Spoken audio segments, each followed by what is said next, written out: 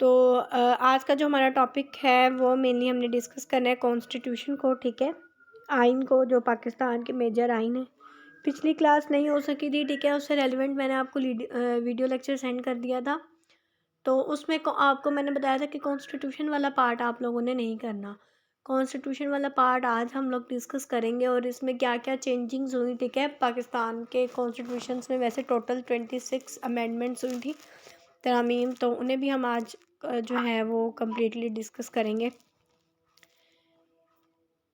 तो सबसे पहले जो था, जब 1947 के अंदर पाकिस्तान बना है, तो तब तो कोई आइन नहीं था। तो जो गवर्नमेंट ऑफ इंडिया एक्ट आइन था 1935, उसको ही बुनियाद बनाकर फिर आगे जो है वो पाकिस्तान का मतलब उस आइन उस पे ही चलाया गया था कि under section 8 of the Indian independence act 1947 it became the working constitution of Pakistan. 1947 के बाद जो गवर्नमेंट ऑफ इंडिया एक्ट था वही एज अ वर्किंग कॉन्स्टिट्यूशन बना था पाकिस्तान का। उसके बाद जो पहली कॉन्स्टिट्यूंट असम्बली थी, पहली जो कॉन्स्टिट्यूट असम्बली थी वो इंडिपेंडेंस एक्ट 1947 के अंडर फॉर्म हुई थी, ठीक है। उसका पर्पज़ ये था कि कंट्री के लिए जो है वो आइन बनाए। नेक्स्ट आ जाती है ऑब्जेक्टिव रेजोल्यूशन। जो कॉन्स्टिट्यूट असम्बली थी उसने रेजोल्यूशन पास की थी 12 मार्च क़रारदाद मकासद 1949 में।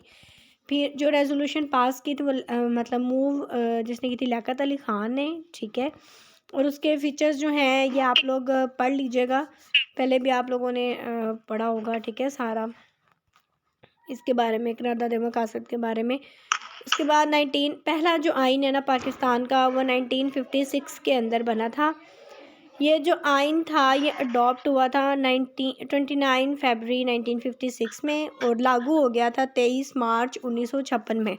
तो अगर पेपर में आपके आ जाता है कि जो 1956 के कॉन्स्टिट्यूशन कब इन्फोर्स हुआ था, तो वो 23 मार्च 1956 को इन्फोर्स हुआ था, ठीक है, जिसके अंदर 234 आर्टिकल्स थे जो कि डिवाइड हुए हुए थे 13 पार्ट्स एंड 6 शेड्यूल्स में, ठीक है। तो उसके बाद जो constitute assembly governor general Sikandar Mirza, ठीक है, ये जो जब कॉन्स्टिट्यूशन 1956 इन्फोर्स हुआ था, तो जब जो सिकंदर मिर्ज़ा थे वो फर्स्ट प्रेसिडेंट थे पाकिस्तान के।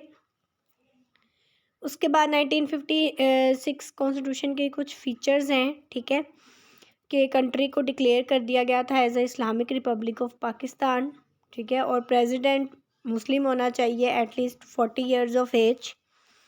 यूनिकैमरल था, नेशनल असम्बली के 300 मेंबर्स थे। इसके अकॉर्डिंग मिनिमम एज मतलब इलेक्शन में वोट देने के लिए मिनिमम एज जो है वो 21 होनी चाहिए। उसके बाद जो उर्दू और बंगाली थे, ठीक है, Urdu and Bengali state languages, और जो इंग्लिश थी उसको ऑफिशियल लैंग्वेज करार दिया गया था। लेकिन जो 1956 का जो कॉन्स्टिट्यूशन था ये बड़ा शॉर्ट लिव था, ठीक है। जब बाद में 1958 के अंदर, ठीक है, 2 साल आई थिंक 7 माह तक नाफिज रहा था ये। उसके बाद जो है इसको मनसूख कर दिया गया था 1958 के अंदर, ठीक है, जब मार्शल लॉ लगा था। तो यह आपने इसके मनसूख की डेट भी याद रखनी है। सेकेंड जो आइन है पाकिस्तान का 1962 का आइन था और ये 8 जून 1962 में इन्फोर्स हुआ था। और इसके अंदर जो टोटल थे वो 250 आर्टिकल्स थे जो कि डिवाइड हुए हुए थे 12 पार्ट्स में और 3 शेड्यूल्स में। ये भी आपने थोड़ा सा ये पॉइंट भी याद रख लेना है। इसके फीचर्स ये थे, पहले इस्लामिक रिपब्लिक ऑफ पाकिस्तान था। 1962 के आइन पाकिस्तान का जो नाम था वो रीनेम कर दिया गया था as a republic of Pakistan, ठीक है। और प्रेसिडेंट मुस्लिम होना ज़रूरी था, 30 not less than 35 years of age. और नेशनल असम्बली जो है वो कंसिस्ट थे 156 मेंबर्स। फिर बाद में इसमें 8वीं तरमीम करके 8th अमेंडमेंट करके 218 मेंबर्स कर दिए गए थे, जबकि 1956 के आइन के अकॉर्डिंग नेशनल असम्बली के 300 मेंबर्स थे। उसके अलावा प्रेसिडेंट के पास पावर थी कि वो नेशनल असम्बली को डिज़ोल्व कर सके, ठीक है। 2 हाउस है ना पाकिस्तान के, नेशनल असम्बली और सेनेट। और फिर मार्शल लॉ इन्फोर्स हो गया था और ये जो कॉन्स्टिट्यूशन था ये भी टर्मिनेट मनसूख हो गया था 25 मार्च 1969 के अंदर, ठीक है। ये भी आपने इसका याद रखना है कि ये 25 मार्च 1969 के अंदर जो है ये टर्मिनेट हो गया था 1962 का आइन। उसके बाद जो 1973 का कॉन्स्टिट्यूशन है जो अभी तक एग्जिस्ट कर रहा है, ठीक है, एग्जिस्टिंग कॉन्स्टिट्यूशन है, तो ये अप्रूव हो गया था 10 अप्रैल 1973 के अंदर। और जब इनफोर्स हुआ ये 14 अगस्त 1973 में। तो 1973 का आइन भी काफ़ी के आइन की डेट भी पूछ ली जाती है कि कब इनफोर्स हुआ था। तो ये 14 अगस्त 1973 के अंदर इनफोर्स हुआ था ये। और इसके अंदर टोटल 280 आर्टिकल्स थे जो कि डिवाइड हुए हुए थे 12 पार्ट्स में और 7 शेड्यूल्स में। ये जो कुछ मेन पॉइंट्स हैं कि आपने इनके नंबर ऑफ़ आर्टिकल्स याद रखने हैं, ठीक है, पार्ट्स और स्केड्यूल्स, और साथ किस डेट को ये इन्फोर्स हुआ, ये चीज़ें याद रखनी हैं। फिर इस कॉन्स्टिट्यूशन के अकॉर्डिंग पाकिस्तान का नेम दोबारा से इस्लामिक रिपब्लिक ऑफ पाकिस्तान हो गया। Islam as a religion of the country. President मतलब मस्त है कि मुस्लिम हो, एटलीस्ट 45 ईयर्स ऑफ एज। और जो गवर्नमेंट का हेड होगा वो प्राइम मिनिस्टर, ठीक है। पार्लियामेंट्री फॉर्म ऑफ गवर्नमेंट थी, पार्लिमानी तर्ज हुकूमत था, ठीक है, कि सारे के सारे इख्तियारात प्राइम मिनिस्टर के पास होंगे। और सेनेट के 63 मेंबर्स और नेशनल असम्बली की 200 सीट। और उसके बाद जो था 1977 के अंदर जनरल ज़ियाउल हक ने जो था वो मार्शल लॉ लगा दिया था। ये कुछ कंपैरिजन है 1956, 62 और 73 इंपॉर्टेंट पॉइंट्स, ठीक है, ये आपने याद कर लेने हैं इनकी डेट्स कि कब ये बने थे। तो जो 1956 का था वो 23 मार्च 1956 से लेकर अक्टूबर 7 1958 तक रहा था। 1962 का आइन जो था वो 8 जून 1962 से लेकर 25 मार्च 1969 तक रहा था। और 1973 का जो आइन था वो 14 अगस्त 1973 से अब तक है, ठीक है। फिर इनके आर्टिकल्स हैं कि 1956 के अंदर 234 आर्टिकल्स, 6 शेड्यूल्स। 1962 के अंदर 250 आर्टिकल्स, 5 शेड्यूल्स। और 1973 के अंदर 280 आर्टिकल्स, 12 शेड्यूल्स। Written constitution. अच्छा, रिटन कॉन्स्टिट्यूशन का मतलब होता है कि ये पार्लियामेंट से पास हुआ था, ठीक है। पार्लियामेंट से जो आइन पास हुआ हो उसे रिटन कॉन्स्टिट्यूशन कहते हैं। तो ये 1956 का भी रिटन कॉन्स्टिट्यूशन था, 1962 का भी रिटन कॉन्स्टिट्यूशन था, और 1973 का भी जो था वो रिटन कॉन्स्टिट्यूशन था। पार्लियामेंट से मतलब आइन जो है जब मंजूर होता है तो पार्लियामेंट में 2/3 मेजोरिटी के साथ पहले बिल जो है अगर मंजूर हो जाता है तो मतलब ये जो आइन, ये रिटन कॉन्स्टिट्यूशन का मतलब ये है कि पार्लियामेंट से पास हुआ था। कुछ ये और हैं, इनको भी आप देख लीजिएगा, ठीक है, ये इंपॉर्टेंट पॉइंट्स हैं। उसके बाद वैसे जो कॉन्स्टिट्यूशन के बारे में अगर हम पढ़ें ना तो कॉन्स्टिट्यूशन सुप्रीम लॉ होता है, ठीक है। तो 1973 के अंदर अब आगे टोटल जो अमेंडमेंट्स हुई थी इसके अंदर जो तरमीम हुई थी वो टोटल 26 अमेंडमेंट्स हुई थी कॉन्स्टिट्यूशन के अंदर। तो अच्छा, एक आइन जो होता है ना रिटन, और एक होता है अनरिटन, ठीक है। रिटन कॉन्स्टिट्यूशन का मतलब है जो पार्लियामेंट से पास हुआ हो, और अनरिटन का मतलब है जो पार्लियामेंट से पास ना हुआ हुआ हो। अब रिटन जो होता है ना वो रिजिड होता है, मतलब उसमें अगर हमने कुछ चेंजिंग्स करनी है तो उसका प्रोसेस जो होता है ना वो थोड़ा लेंथी होता है, ठीक है। लेकिन जो अनरिटन होता है ना उसमें उस आइन के अंदर उसमें अमेंडमेंट का प्रोसेस मौजूद होता है, ठीक है। तो पाकिस्तान के जो आइन में है ना अब तक 26 अमेंडमेंट्स हो चुकी हैं, ठीक है। तो अब हम आगे 1 बाय 1 सारी अमेंडमेंट्स को जो है वो डिस्कस करेंगे। अच्छा, अब जब कोई अमेंडमेंट होती है ना आइन के अंदर तो उसके लिए ये होता है कि पहले अब पार्लियामेंट और सॉरी नेशनल असेंबली और सेनेट दो हाउसेस हैं ना। तो अगर कोई भी अमेंडमेंट होनी है तो उसका जो बिल पास हो उसको पहले जो है हर हाउस में से वो 2/3 मेजोरिटी के साथ पास होता है। तो फर्दर वो प्रेसिडेंट की तरफ मूव होता है, प्रेसिडेंट उस पर साइन करता है तो आइन में अमेंडमेंट होती है, ठीक है। अमेंडमेंट का ये प्रोसेस होता है। तो पहली अमेंडमेंट जो हुई थी ना ये रिटर्न फॉर्म में थी, ठीक है। मतलब और ये 4 मई 1974 में हुई थी, ठीक है, 4 मई 1974 के अंदर। अच्छा, जो पहली 7 अमेंडमेंट है ना, वो जुल्फ़िकार अली भुट्टो के दौर में हुई थी। ये आप लोगों ने याद रखना है कि 1 से लेकर 7th अमेंडमेंट्स तक टोटल 26 हैं। पहली से लेकर 7th अमेंडमेंट जो 7 अमेंडमेंट्स हुई थी वो जुल्फ़िकार अली भुट्टो के दौर में हुई थी। और पहली जो हुई थी ना वो 1974 के अंदर हुई थी, 4 मई 1974 के अंदर। ये किसके बारे में थी? ये जो रेफरेंस था ना हमारे आइन के अंदर मशरकी ईस्ट पाकिस्तान, ठीक है, the amendment eliminates and remove the reference of east Pakistan after the recognition of Bangladesh.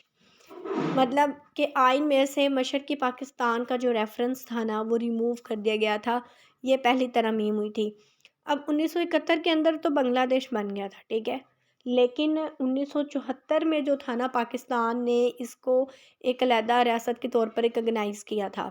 तो जब जुल्फ़िकार अली भुट्टो ने दौरा किया था ना बांग्लादेश का, तो उसके बाद जो है थी आइन में ये अमेंडमेंट कर दी गई थी और जो ईस्ट पाकिस्तान का जो रेफरेंस था वो आइन में से रिमूव कर दिया गया था। तो पहली अमेंडमेंट ये थी।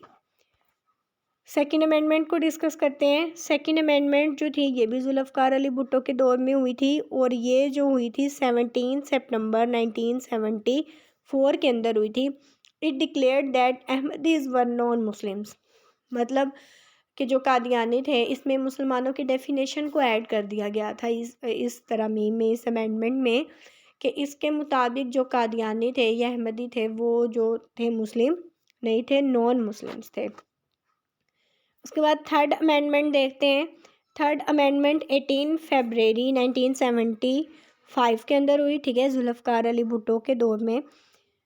इसमें क्या था?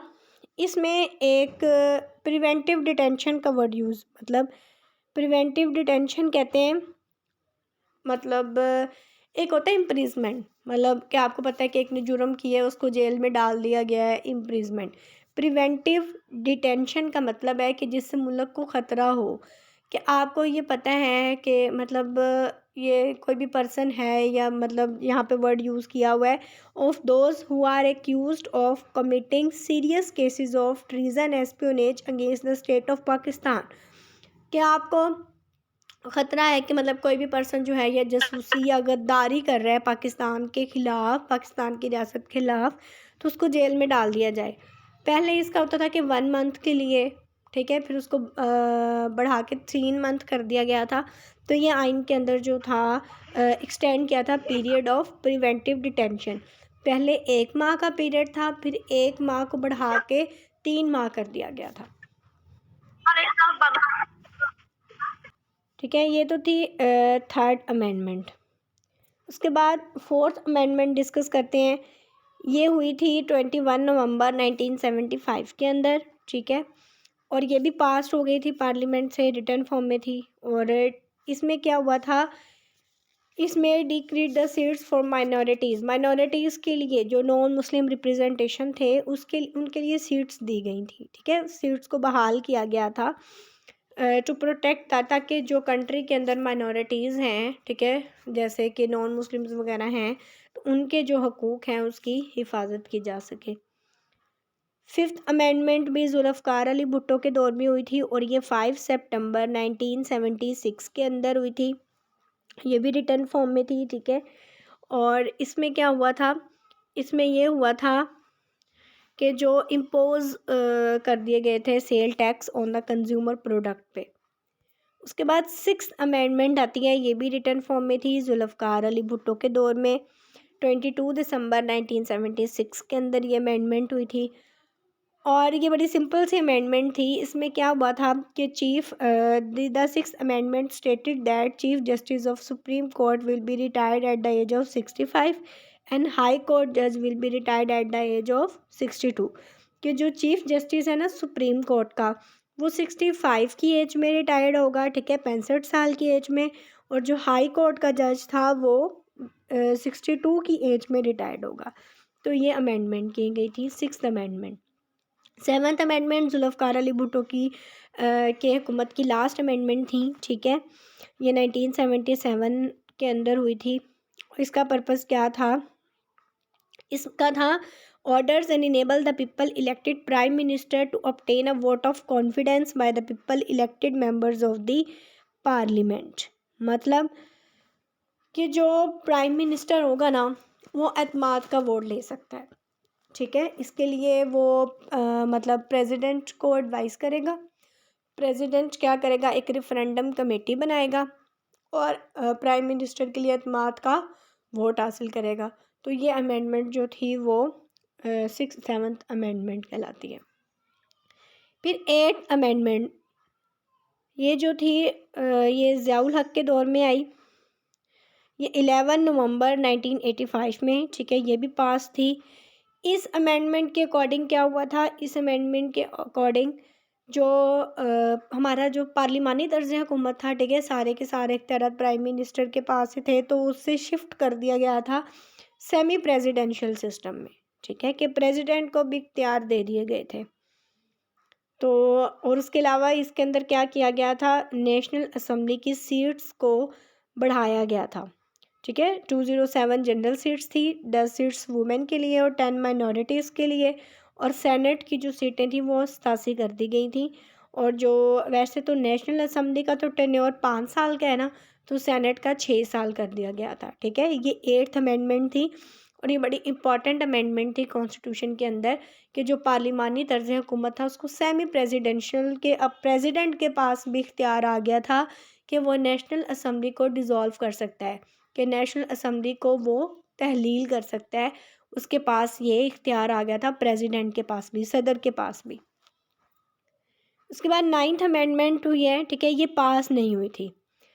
इसका क्या मकसद था, इसका मकसद ये था कि शरीयत ला जो है ना वो इम्पोज कर दिया जाए।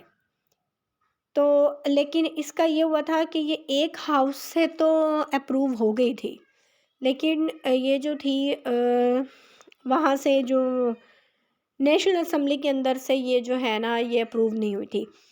तो जब तक कोई भी अमेंडमेंट का बिल दोनों हाउसेस से अप्रूव नहीं होता वो अमेंडमेंट पास नहीं होती। इस वजह से, लेकिन ये चूँकि एक हाउस से अप्रूव हो चुकी थी, सेनेट से ये अप्रूव हो चुकी थी, इसलिए इसके साथ जो है अमेंडमेंट का नंबर काउंट कर लिया गया, ठीक है। लेकिन इसको जो है वो ये, लेकिन ये पास नहीं हुई थी शरीयत, इसका था कि इम्पोज कर दिया जाए शरीयत ला, लेकिन ये अमेंडमेंट जो है वो पास नहीं हुई थी। 9, 11 और 15 अमेंडमेंट ऐसी हैं जो कि पास नहीं हुई थी, सिर्फ एक हाउस से, मतलब सेनेट से अप्रूव हो गई थी, लेकिन 2/3 मेजोरिटी के साथ उसका बिल, लेकिन नेशनल असम्बली से जो था वो अप्रूव नहीं हुआ था। दैट्स वाई, लेकिन चूँकि ये एक से हो गई थी इसलिए इसके साथ अमेंडमेंट का नंबर काउंट किया जाएगा। उसके बाद 10th अमेंडमेंट आ जाती है, ये मार्च 29, 1987 में, ये भी पास्ड है। इसके क्या हुआ था, decreases the duration of interval between the sessions of national assembly and senate from 160 to 130 days. कि मतलब जो सेनेट और नेशनल असम्बली की जो मीटिंग्स का इंटरवल था, उनके दरमियान 2 मीटिंग्स के दरमियान जो वक्फ़ा था वो पहले मैक्सिमम जो था ना वो 160 दिन का वक्फ़ा था, उसको कम करके 130 दिन कर दिया गया था, ठीक है। ये 10th अमेंडमेंट थी। 11th अमेंडमेंट क्या थी, ये प्रेजेंटेड हुई थी सेनेट के अंदर अगस्त 31 में, ये भी पास नहीं हुई थी, ठीक है, अपोजिशन मेंबर्स की तरफ से। Mister Mohammad Ali Khan, doctor Noorjahan and Syed Fasi Iqbal ने जो थी ये सेनेट के अंदर पेश की गई थी। इसका ऑब्जेक्ट ये था कि जो नेशनल असम्बली के अंदर वुमेन की सीट्स थी ना उनको रिस्टोर कर दिया जाए, मतलब पहले 20 सीट्स थी, बाद में 10 कर दी थी ना अमेंडमेंट करके, तो वो था कि दोबारा 20 कर दी जाए, लेकिन ये जो अमेंडमेंट थी ना ये भी पास नहीं हुई थी। फिर 12th अमेंडमेंट आ जाती है, ये भी पास, ठीक है, जुलाई 28, 1991 में। अब इसका ऑब्जेक्टिव क्या था, इसका था कि स्पीडी कोर्ट्स, ठीक है, स्पीडी कोर्ट्स जो है ना वो 3 इयर्स के अंदर फेडरल में जो वफाक का एरिया था उसमें 3 साल के लिए स्पीडी कोर्ट जो थी वो इस्टेब्लिश कर दी गई थी। फिर 13 अमेंडमेंट अप्रैल 4, 1997 में हुई, ठीक है। और अच्छा, अब जो 13 से लेकर 16 तक है ना, 13, 14, 15, 16, ये 4 अमेंडमेंट्स नवाज़ शरीफ के दौर में हुई थी, ठीक है। जब नवाज़ शरीफ की हुकूमत थी, एज अ प्राइम मिनिस्टर थे नवाज़ शरीफ, तब 13 से लेकर 16 तक जो अमेंडमेंट्स हैं ना वो नवाज़ शरीफ के दौर में हुई थी। इसमें उसने क्या किया था, 13 अमेंडमेंट उसने क्या की थी कि जो ज़ियाउल हक ने प्रेसिडेंट को पावर दी थी ना कि वो नेशनल असम्बली को तहलील कर सकता है, इसने वो प्रेसिडेंट से पावर लेकर सारी की सारी पावर्स दोबारा प्राइम मिनिस्टर को दे दी थी, ठीक है। मतलब इसने जो था सेमी प्रेसिडेंशियल सिस्टम ख़त्म करके दोबारा पार्लियामेंट्री सिस्टम ही कर दिया था। 14th अमेंडमेंट इसने क्या की थी कि जुलाई 3 में 1997 में ये अमेंडमेंट हुई थी और नवाज शरीफ ही थे तब। और इसने हॉर्स ट्रेडिंग जिसको कहते हैं, it subjected members of the parliament to very strict party discipline. मतलब हॉर्स ट्रेडिंग इंट्रोड्यूस कराया था कि जैसे जो एमपीएस और एमएनए वगैरह एक पार्टी छोड़कर दूसरी पार्टी में शामिल हो जाते हैं, तो इसने ये कहा था कि जो अगर कोई ऐसा करता है तो जो पार्टी का हेड होगा, मतलब जिस पर्सन ने ऐसा किया है कि वो एक पार्टी छोड़कर दूसरे पार्टी में आ गया है, तो वो उसको पार्टी से निकाल भी सकता है, ठीक है। तो इसने ऐसे रूल्स और ऐसी अमेंडमेंट की थी आइन के अंदर। फिर 15th अमेंडमेंट क्या हुई थी, ये भी पास नहीं हुई थी। मैंने बताया था ना 9, 11 और जो 15 अमेंडमेंट थी ये पास नहीं हुई थी। इसमें भी दोबारा शरीयत ला जो है ना इम्पोज करने की कोशिश की गई थी, तो ये भी फिर पास नहीं हुई थी। नेशनल असम्बली में ये पास हो गई थी 1998 के अंदर। जब इसको सेनेट में मूव किया था ना तो फिर ये वहाँ पे पास नहीं हुई थी। फिर 16th अमेंडमेंट है, ये भी नेशनल असम्बली में पास हो गई थी 1999 के अंदर, ठीक है। और इसका पर्पस क्या था कि जो माइनॉरिटीज़ हैं और जो अंडर डेवलप्ड एरियाज़ हैं उनको भी रिप्रेजेंट किया जाए, ठीक है। और उसके लिए फिर क्या किया गया था, कोटा सिस्टम अप्रूव किया गया था। जैसे यहाँ पे है कि the constitution of Pakistan in article 27 has imposed a 10-year Kota for service. Minorities के लिए 10 साल का कोटा इम्पोज किया गया था। बाद में क्या हुआ था कि इसको इंक्रीज़ करके 20 साल कर दिया गया था, लेकिन जब 16th अमेंडमेंट की गई ना तो इसको 20 से 40 साल कर दिया गया, ठीक है। इस कोटे सिस्टम को 20 से फिर 40 साल कर दिया गया था। फिर 17th अमेंडमेंट है, ये पास हुई इन दिसंबर 2003 के अंदर, ठीक है। जब पाकिस्तानी प्रेसिडेंट परवेज़ मुशर्रफ था। इस अमेंडमेंट ने पाकिस्तान के कॉन्स्टिट्यूशन में काफ़ी चेंजिंग्स की। इसमें क्या था, इसमें दोबारा जो नवाज़ शरीफ ने क्या किया था, नवाज़ शरीफ ने प्रेसिडेंट से इख्तियार लेकर मतलब सारा प्राइम मिनिस्टर को दे दिया था।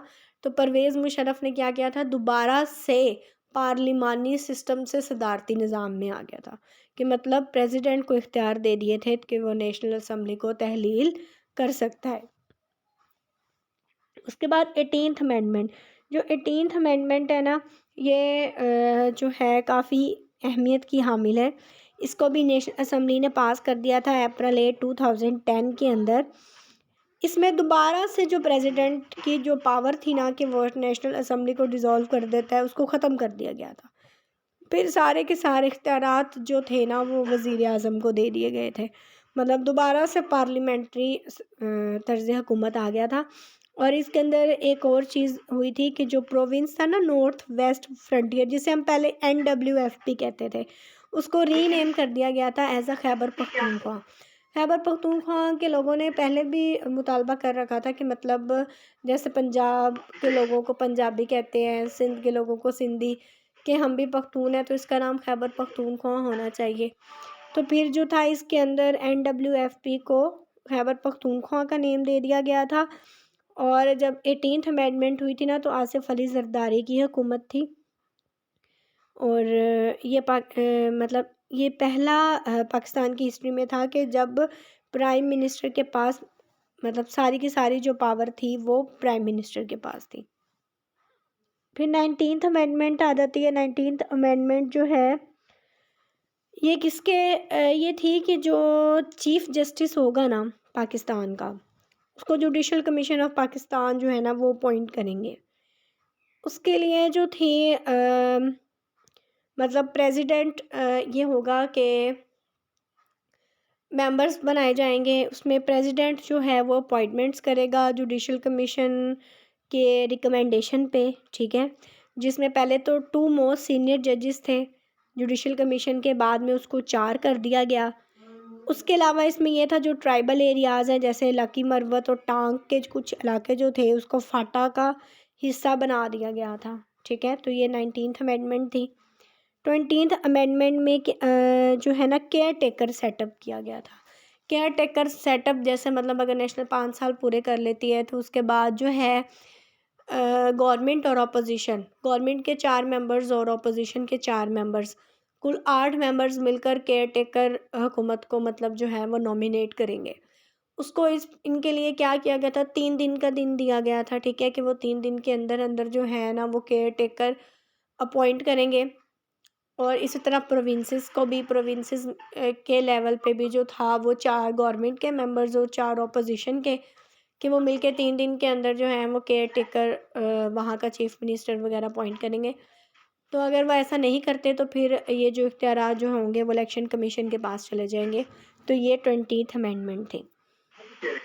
21st अमेंडमेंट क्या थी, इसमें जो था ये जो पेशावर स्कूल पे हुआ था 2014 पे, जो पेशावर स्कूल मैसेकर था, पेशावर के स्कूल पे हमला हुआ था, उसके बाद ये अमेंडमेंट की गई थी 21st अमेंडमेंट।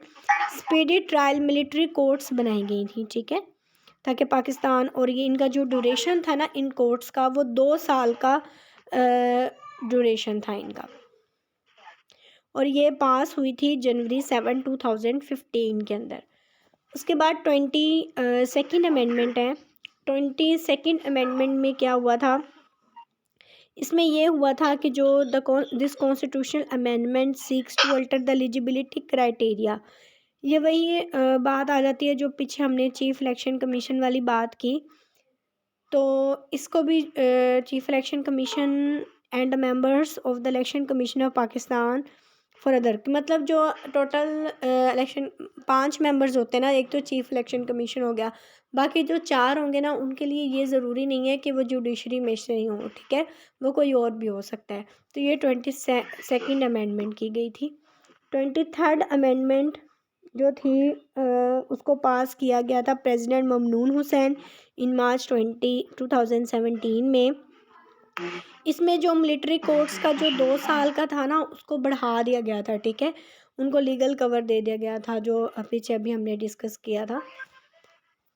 24th अमेंडमेंट क्या हुई थी, 24 अमेंडमेंट जो था वो ये bill introduced by law minister Zahid Hamid state, इसका पर्पस क्या था, अलाउ फॉर द, इसमें सेंसस 2017 के अंदर जो मरदमशुमारी हुई थी ना, जिसके बाद पता चला था कि पाकिस्तान की जो आबादी इतनी है, और ये भी पता चल गया था कि डिफरेंट प्रोविंसेस, डिफरेंट सूबों की आबादी कितनी है, तो उसके लिहाज से जो थी ना वो सीटें कुछ बढ़ा दी गई थी, कुछ प्रोविंसेस में कम कर दी गई थी। तो उसमें ये हुआ था कि नेशनल असम्बली की जो ओवरऑल 342 सीट्स थी, ठीक है, वो सेम रही थी, जिसमें पंजाब की जो थी वो 8 सीटें कम कर दी गई थी, ठीक है, खैबर पख्तूनख्वा और बलूचिस्तान की जो सीटें थी वो बढ़ा दी गई थी, और जो सिंध की थी ना वो सीट्स जो थी ना वो सेम रही थी, ठीक है। ये 24th अमेंडमेंट थी। 25th अमेंडमेंट क्या थी, ये 2018 में अमेंडमेंट हुई थी, और इसमें जो था इसमें मर्ज कर दिया गया था, खैबर पख्तूनख्वा को फाटा के साथ मर्ज कर दिया गया था। उसके बाद 26 amendment, 26 amendment and the last amendment, इसमें ये हुआ था, इसमें एक तो जो फाटा की ना टोटल जो पीछे 25th अमेंडमेंट हुई थी ना, तो उसमें फाटा की टोटल 12 सीट से 6 रह गई थी जब वो मर्ज हुआ था। तो ये मैं बता रही थी कि जब फाटा को खैबर पख्तूनख्वा के साथ मर्ज किया था ना, तो पहले उनकी 12 से 6 सीट्स रह गई थी, ठीक है, लेकिन 26 अमेंडमेंट जब की गई थी वो दोबारा से जो था उनकी सीट्स वही हो गई थी, बल्कि जो खैबर पख्तूनख्वा की 16 थी ना तो उसको बढ़ा के 24 कर दिया गया था। तो ये 26 अमेंडमेंट की गई थी। तो टोटल पाकिस्तान के जो कॉन्स्टिट्यूशन में जो है ना वो 26 अमेंडमेंट्स जो है ना वो हो चुकी हैं। ठीक है, इनका आपने ना मेनली थोड़ा सा ये देख लीजिएगा कि कौन सी अमेंडमेंट जो है वो किसके दौर में हुई थी। ठीक है, और इनका डेट थोड़ा सा रिमाइंड कर लीजिएगा। इसमें जो 8वीं तरमीम वो इम्पॉर्टेंट है, 8th इम्पॉर्टेंट है, 26 इम्पॉर्टेंट है। ये आपने याद रख लेनी है कि जो 9, 11 और 15 जो अमेंडमेंट्स हुई थी ना वो पास नहीं हुई थी।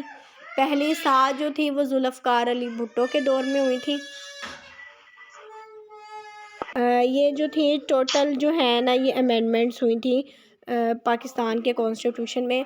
तो इसके मेन पॉइंट्स जो है ना आपने इनको एक दफ़ा पढ़ लेना है। ठीक है, इसमें से एक आधा ही MCQs आता है, तो लेकिन आप इसको एक दफ़ा पढ़ लेंगे, ठीक है, तो आपको ये याद रह जाएगा। इसका वैसे मैं आपसे एक और एक्सप्लेनेटरी लेक्चर भी आप लोगों के साथ इंशाल्लाह शेयर करूँगी कि जिनको थोड़ा सा एक्सप्लेनेशन से पढ़ने का शौक़ है तो वो इसको और अच्छी तरह समझ सकें। नेक्स्ट आज हमारा इंग्लिश का पार्ट था ईडियम्स। अच्छा, वैसे पेपर पॉइंट ऑफ व्यू से देखा जाए ना तो ईडियम्स तो इतने ज़्यादा हैं, आपने 9th में भी पढ़े होंगे, उसके बाद सेकेंड ईयर में भी पढ़े होंगे, सॉरी 10th में भी, सेकेंड ईयर में भी पढ़े होंगे। तो इनकी लिस्ट देखी जाए तो 500-600 ईडियम्स भी आप लोग पढ़ लें तो पेपर में फिर भी आपको लगता है कि जैसे कोई इरेलीवेंट ही आया है। तो कुछ मैं वैसे आपको थोड़ा सा ईडियम्स का आइडिया दूंगी। ठीक है, इसके अलावा एक PDF फाइल भी कोई तकरीबन 450 ईडियम्स की है, वो सेंड करूँगी। वो आप जस्ट आप लोगों ने एक दफ़ा पढ़ लेनी है। ठीक है, आपको थोड़ा सा मीनिंग्स का आइडिया हो जाएगा। वैसे भी कुछ ईडियम्स का आपको पहले से भी पता होगा, आप लोगों ने पढ़े होंगे।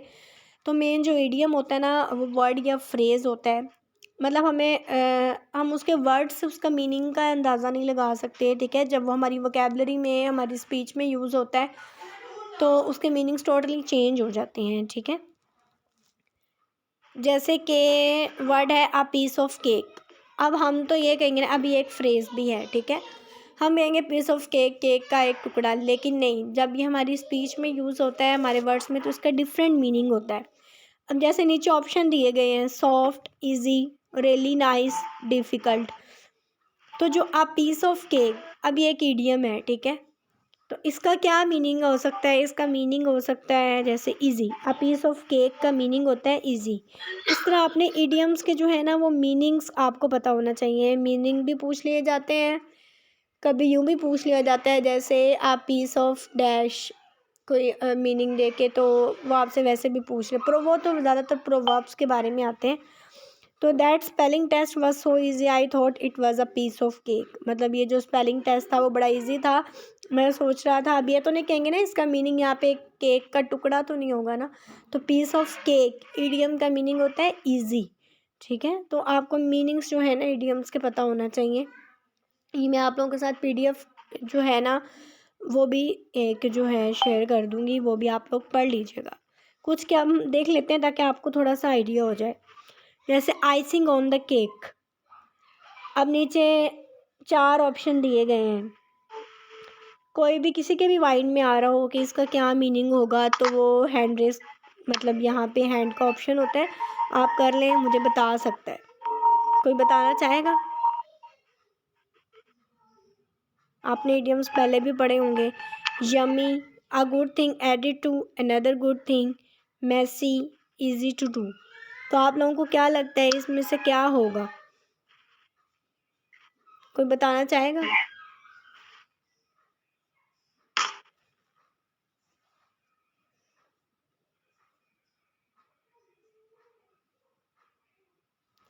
तो आइसिंग ऑन द केक का मीनिंग होता है a good thing added to another good thing. मतलब जैसे I was so happy that I scored 3 goals in the soccer game, के मतलब मैं बड़ा खुश था या मैं खुश थी कि मैंने 3 गोल किए हैं। लेकिन जब मैंने but when I was also voted most valuable player, ठीक है, कि मैं मतलब मुझे वोट किया गया मोस्ट वैल्यूएबल प्लेयर में, तो it was just icing on the cake. ठीक है, तो इसका मीनिंग जो है वो a good thing added to another good thing. इसी तरह एक इडियम है अ वाइल्ड गूस केस। तो इसका मीनिंग होता है a case that is pointless और यूजलेस। इसी तरह all in the same boat. All in the same boat का मतलब होता है लोग, मतलब people with the same problem, कि जिनको all in the same boat के लोगों को जिनको सिर्फ मतलब सेम मसला हो, जैसे व्हेन द स्नो